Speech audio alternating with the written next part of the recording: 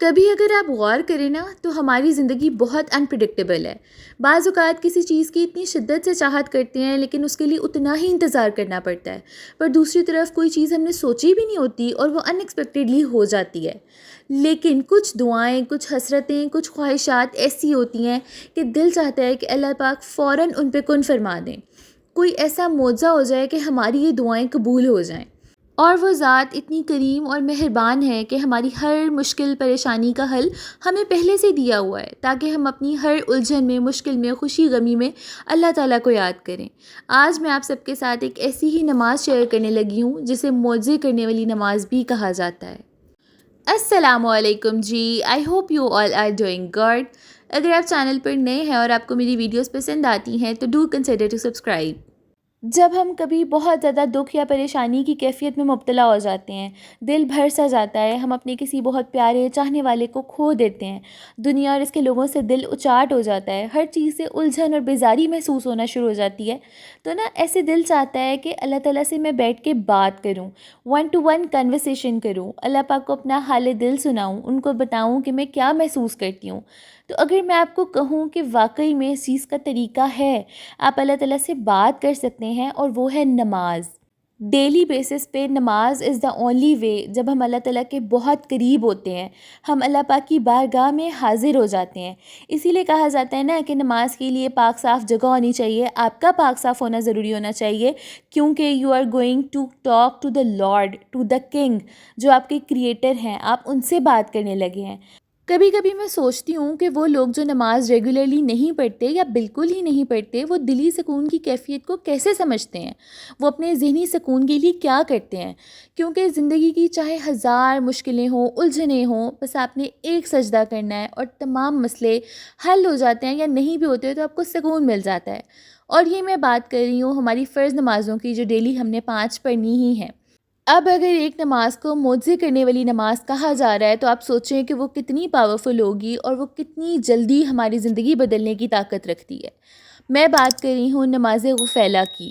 شرط یہ ہے کہ آپ نے اس نماز کو بلا ناغہ پڑھنا ہے، اس مکمل یقین اور توکل کے ساتھ کہ میں جو دعا مانگ رہی ہوں وہ ضرور قبول ہوگی، کیونکہ ہمارے ہاتھ میں صرف دعا مانگنا اور اللہ کی ذات سے اچھا گمان رکھنا ہے۔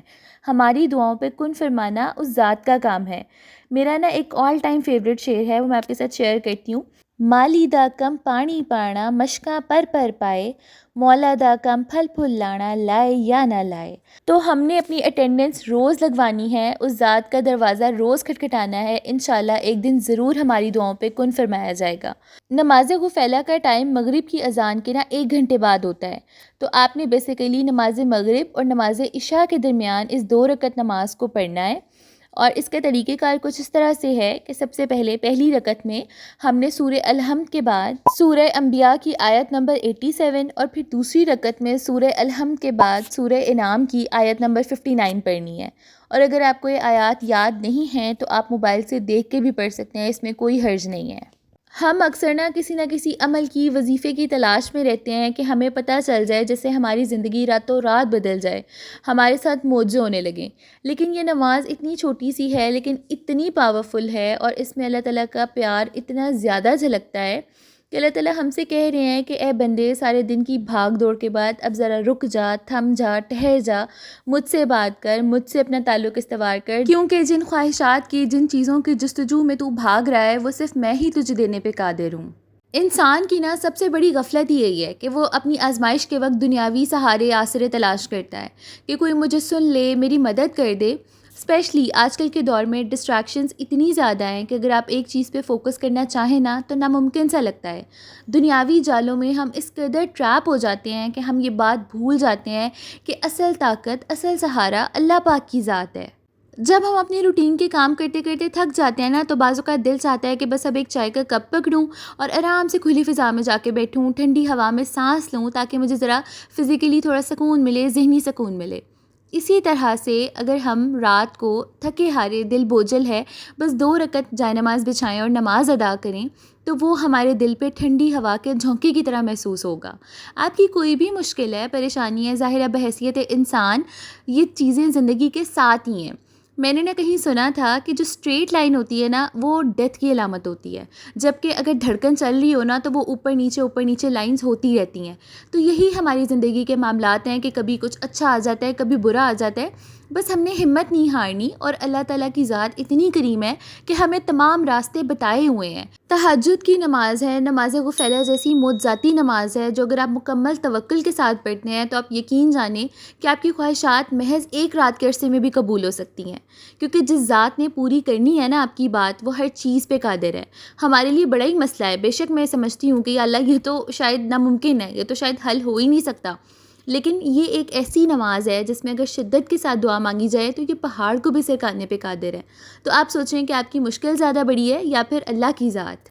اچھا، اب جیسے کہ میں نے آپ کو بتایا ہے، آپ نے یہ نماز بلا ناغہ پڑھنی ہے، اور یہ میں آپ کو پرسنل ایکسپیرینس کے ساتھ بتا رہی ہوں. اب اگر کسی وجہ سے نماز قضا ہو جاتی ہے، ٹائم پہ نہیں پڑھی جاتی، جو کہ آپ نے مغرب اور عشاء کی نماز کے درمیان میں یہ 2 رکعت نماز ادا کرنی ہے، تو کوئی مسئلہ نہیں ہے، آپ قضا پڑھ لیں. آپ نے بس اپنی ریگولیرٹی چھوڑنی نہیں ہے. کبھی کبھی ہمیں ایسی بھی شکایت ہوتی ہے خود سے کہ نماز میں دھیان نہیں ہوتا، ہم سوچ کچھ اور رہے ہوتے ہیں اور ادھر ہم نماز ادا کر رہے ہوتے ہیں، جبکہ اس نماز کے لیے تو ہمیں پوری شدت و توکل کے ساتھ اللہ سے مانگنا ہے. تو پھر بھی کوئی بات نہیں، کیونکہ دیکھیں جہاں پہ خزانہ ہوتا ہے نا، چور وہیں پہ آتے ہیں. تو ہمارے دل میں ایمان کا خزانہ ہے تو شیطان بھی وہیں پہ اٹیک کرے گا، لیکن آپ نے شیطان کو ہرانے کے لیے پڑھتے جانا ہے، چاہے آپ کا دھیان آ رہا ہے کہ نہیں. بار بار خود کو متوجہ کریں نماز میں. اس وجہ سے نمازیں نہ چھوڑیں کہ میری تو پتہ نہیں قبول ہوگی کہ نہیں، میں تو دل سے پڑھتی ہی نہیں ہوں. کوئی مسئلہ نہیں ہے، شروع میں ایسے ہی ہوتا ہے انسان نا، کیونکہ ہمارا ایمان اتنا کمزور ہو جاتا ہے دنیاوی معاملات کی وجہ سے. تو ہمیں چاہیے کہ بس فوکس کے ساتھ نا اپنے آپ کو بار بار یاد دلائیں کہ نہیں، میں نے نماز کی طرف متوجہ ہونا ہے، اور جس کی وجہ سے چند دن کے عرصے میں ہم محسوس کریں گے کہ ہماری بھرپور توجہ نماز میں چلی گئی ہے. کیونکہ پھر اللہ تعالیٰ بھی ہم سے راضی ہو جاتے ہیں، ہم سے خوش ہو جاتے ہیں کہ یہ بندہ کوشش کر رہا ہے، یہ ٹرائی کر رہا ہے، تو اب میں اس کی کوشش پہ مہر لگاؤں گا. اس کے علاوہ نا مجھے کسی نے بتایا تھا کہ اپنے دینی اور دنیاوی معاملات میں آسانی کے لیے کثرت سے استغفار کا ورد شروع کریں. اگر دل نہیں نہ لگ رہا نماز میں، یا ایسے ٹال مٹول سے کام لے رہے ہیں کہ اچھا ابھی نہیں، اچھا تھوڑی دیر ٹھہر کے، اور اتنی دیر میں نماز قضا ہو جاتی ہے، تو کثرت سے استغفار پڑھنا شروع کر دیں. انشاءاللہ بہت آسانی ہوگی، اور اس کا اثر آپ اپنے ڈیلی بیسس کی روٹین پہ، اپنی زندگی پہ بھی ضرور دیکھیں گے. ہمیں ڈیلی بیسس پہ خود کو ایک ریمائنڈر ضرور دینا چاہیے کہ ہمارے تمام معاملات کی ڈوری اللہ کے ہاتھ میں ہے. ہمارا رزق، عزت، فیوچر، قسمت، جس چیز کے حوالے سے ہم پریشان رہتے ہیں، اس ہر چیز پہ اللہ کی ذات قادر ہے. تو ہم نے اپنا تعلق اللہ کے ساتھ اسٹرانگ بنانا ہے، کیونکہ اگر ہم نے اس کو ایک دفعہ راضی کر لیا نا تو دنیا اور آخرت دونوں ہماری ہو جائیں گی. کیونکہ دنیا اگر آپ کو بند اندھیری گلی میں بھی چھوڑ دینا تو اللہ کی ذات ہمیشہ آپ کے لیے ایک نیا راستہ ضرور بنا دیتی ہے، اور وہ راستہ پھر ہمیں بلندیوں تک لے کے جاتا ہے. بس کوشش کریں کہ آپ نماز غفیلہ کو اپنی روٹین کا حصہ بنا لیں. بے شک کوئی مشکل پریشانی نہیں بھی ہے، لیکن مستقبل کی آفات اور مصائب سے حفاظت کے لیے ہمیشہ دعا مانگتے رہنا چاہیے. جب آپ کو آیات یاد ہو جائیں گی نا تو یہ نماز پڑھنے میں آپ کو محض 5 سے 7 منٹ لگیں گے، اور یہی 2 رکعت آپ کی تقدیر بدلنے پہ قادر ہیں. اور بے شک دلوں کا سکون تو اللہ کے ذکر میں ہی پوشیدہ ہے. چلیں جی، اپنا بہت سارا خیال رکھیے گا، اور اگر میری ویڈیوز آپ کے لیے ہیلپ فل ہے نا تو مجھے بس اپنی دعاؤں میں یاد رکھیے گا. میرے لیے یہ چیز آپ کے سبسکرائب سے کہیں زیادہ امپورٹنٹ ہے. اور میں ہر دفعہ معذرت کر کے چلی جاتی ہوں کہ ویڈیو لیٹ ہو جاتی ہے، لیکن بس کچھ مصروفیات ایسی ہوتی ہیں نا جنہیں ٹالا نہیں جا سکتا، تو وہ بس کرتے کرتے یہ دن آ جاتے ہیں. میں ملتی ہوں جی آپ سے نیکسٹ ویڈیو میں. ٹل دین اپنا بہت سارا خیال رکھیے گا. Thank you so much for watching and listening me. Take care. اللہ حافظ.